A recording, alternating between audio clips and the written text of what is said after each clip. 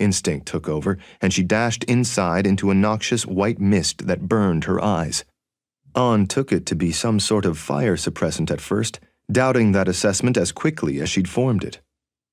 Then she heard a baby crying. The noxious odor grew thicker the deeper into Laboratory Z she ventured.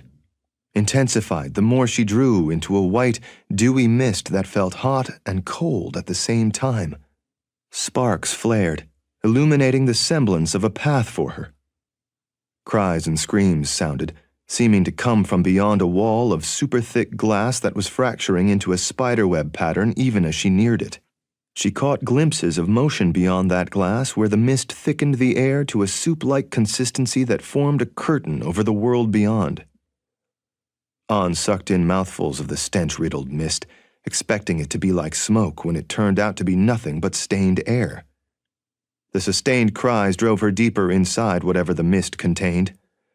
Following the line of fracturing glass when the thick blanket finally stole her vision, tracing it to the sound of the baby. The swirling clouds of energy, electromagnetic radiation, left what felt like alternating pockets of searing heat and biting cold.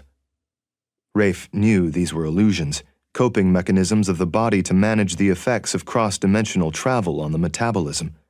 He knew this journey was effectively unfolding between beats of his heart and ticks of a clock.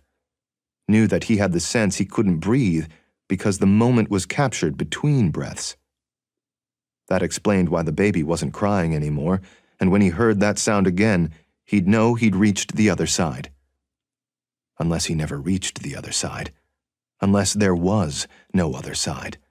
Unless the other side had already been destroyed by whatever had preceded him across the space bridge. Rafe had become one with the emptiness around him and feared this would be his eternity if the space bridge's hold on the other side was lost. Retracing his steps would do no more than spin the void around him. He felt the infant pressed against him, thought he detected the slightest shadow of breath, of warmth, enough to remind him of his mission and purpose. Rafe felt he was dancing through blips of nothingness, where there was no sound, no light, no feeling, the world reduced to an airless vacuum.